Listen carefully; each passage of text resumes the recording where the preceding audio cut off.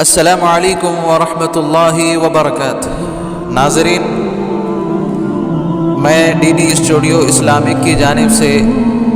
ہمارے سامنے آپ کا خیر مقدم ہے کہ آج ہماری تقریر کا عنوان ہے کہ ایمان کی لذت اور اس کا مٹھاس۔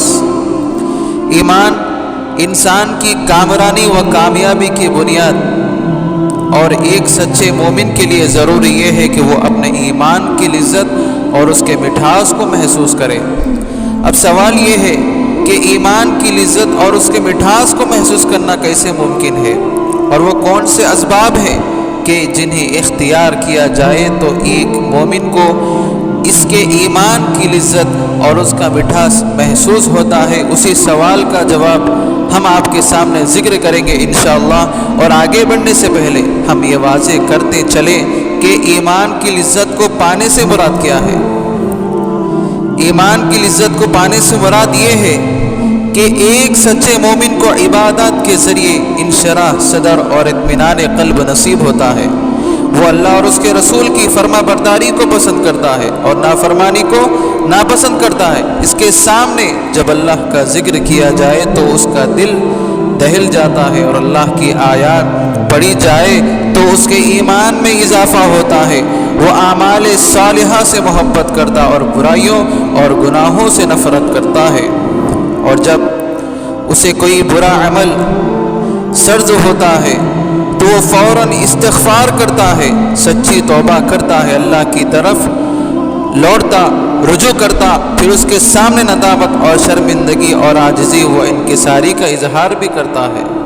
نبی کریم صلی اللہ علیہ وسلم نے ایمان کی لذت کو پانے اور اسے محسوس کرنے کے 3 اسباب ذکر فرمائے ہیں، جیسا کہ حضرت انس رضی اللہ تعالیٰ عنہ فرماتے ہیں کہ اللہ کے نبی نے فرمایا ثلاث من کن فیہ وجد حلاوۃ الایمان، 3 چیزیں ایسی ہیں کہ جو کسی شخص میں موجود ہوں تو وہ ان کے ذریعے ایمان کی لذت اور اس کے مٹھاس کو پا لیتا ہے۔ ان یکون اللہ ورسولہ احب الیہ مما سواہما، پہلی یہ ہے کہ اسے اللہ اور اس کے رسول سب سے زیادہ محبوب ہو۔ وَأَن يُحِبَّ الْمَرْءَ لَا يُحِبُّهُ إِلَّا لِلَّهِ، دوسری یہ ہے کہ اسے کسی شخص سے محبت ہو تو محض اللہ کی رضا کی خاطر ہو۔ وَأَن يَكْرَهَ أَن يَعُودَ فِي الْكُفْرِ بَعْدَ إِذْ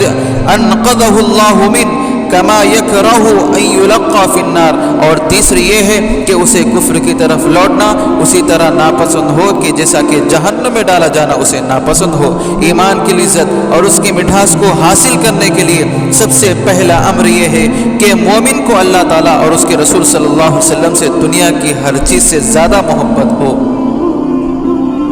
یہ محبت مومن کے لیے انتہائی ضروری ہے، ورنہ اگر یہ نہ ہو اور دنیاوی سازات و سامان، اہل و عیال، مال و دولت مومن کو اللہ تعالیٰ اور اس کے رسول صلی اللہ علیہ وسلم سے زیادہ محبوب ہو تو اس بات پر اللہ نے مومنوں کو عذاب کی دھمکی دی ہے۔